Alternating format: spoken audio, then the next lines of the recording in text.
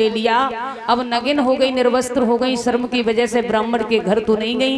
एक बगीचा है जिसके अंदर, बगीचे के अंदर एक मंदिर है, उसी मंदिर में जाकर के तारावती बेहोश होकर के रोते रोते सो गई। और जब तारा जब सो जाती है तो वही विश्वामित्र ब्राह्मण को चैन नहीं पड़ा। उन्होंने एक मुर्दा को उठाया, उनके पास में लिटा दिया, ओठों से खून लगा दिया, काशी की गलियों में शोर मचा दिया। काशी के लोगों, मंदिर में एक डायन आई है, बच्चों को खा रही है, न मालूम कितने बच्चों को खा चुकी है। अगर उसका वध न किया गया तो कितनी माताओं की गोद खाली कर देगी। काशी के महाराज ने जब ये खबर सुनी तो काशी के राजा ने कालू मेहतर को बुलाया, आदेश दिया कि जो डायन आई है उस डायन का वध कर दो। कालू मेहतर ने जाकर के हरिश्चंद्र जी को आदेश कर दिया कि मंदिर में डायन आ गई है, मैंने सुन लिया है, पूरे काशी में ये बात फैल चुकी है, तुम ऐसा करो तलवार ले जाओ और उस डायन का वध कर आओ। हरिश्चंद्र जी तलवार लेकर के मंदिर में पहुंचे, कोई और नहीं है, देखा उनकी पत्नी है, हाथ पकड़ करके झकझोर करके खड़ा किया, जवाब दिया, नादान स्त्री, तेरा एक लड़का मर गया तो तू दूसरे के बच्चे को खाने लगी, हमें तेरे ऊपर ये भरोसा नहीं था कि तू इतना नीचा काम करेगी। आंखों में आंसू आ गए, एकदम से पत्नी रोने लगी, जवाब दिया, महाराज मैंने ऐसा कोई काम नहीं किया, मुझे खुद नहीं पता कि मेरे साथ में ये चाल किसने चली, कौन हमारे साथ में ऐसा कर रहा है। मैं तो अपने पुत्र के विरह वियोग में रोते रोते न मालूम कब सो गई और मेरे साथ में ये ऐसा काम किया तो किसने किया। हरिश्चंद्र कहने लगे, रानी मैं समझता हूँ कि तुम ऐसा काम कभी नहीं करोगे, लेकिन मुझे माफ करना, मैं तुम्हें मारने आए, मेरे महाराज का आदेश है। तो तारावती कहती है, महाराज मार दीजिए, मरने के अलावा हमें कुछ दिखाई भी नहीं देता, मेरा पुत्र चला गया तो अब हम जिएंगे तो किसके सारे जिएंगे और किस लिए जिएंगे। अगर तुम्हारे हाथों से मर जाऊंगी तो मैं तर जाऊंगी, मैं अपने पुत्र रोहितास के पास में जाना चाहती हूँ, महाराज जितनी जल्दी हो सके मेरा वध कर दो, मुझे मार दीजिए। हरिश्चंद्र अपनी पत्नी को मारने के लिए तलवार म्यान से निकालते हैं, तब हुआ क्या और होना क्या था, हुआ ऐसा,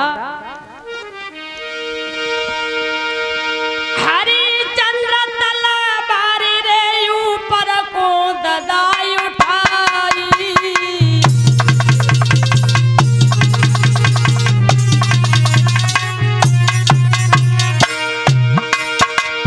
हरिश्चंद्र तलवार रे ऊपर को ददाई उठाई,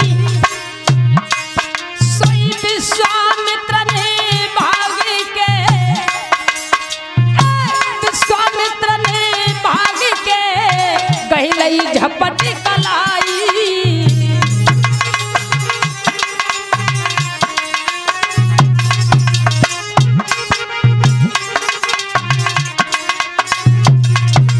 महाराज हरिश्चंद्र जी ने जैसे ही अपनी पत्नी को मारने के लिए तलवार निकाली और मारनी चाहिए, पीछे से विश्वामित्र ने तलवार पकड़ ली। ठहर जाओ हरिश्चंद्र, क्या कर रहे हो।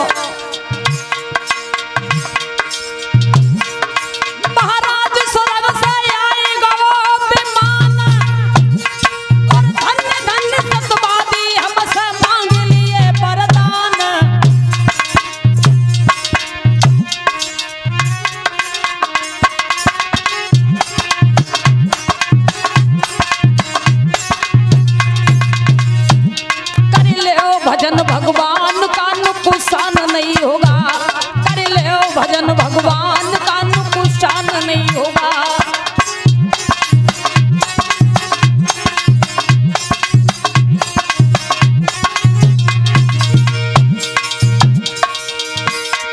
नुकसान नहीं होगा, नुकसान नहीं होगा, नुकसान नहीं होगा, उन हर से मुलाकात वो हैरान ना होगा, उन हर से मुलाकात वो हैरान नहीं होगा।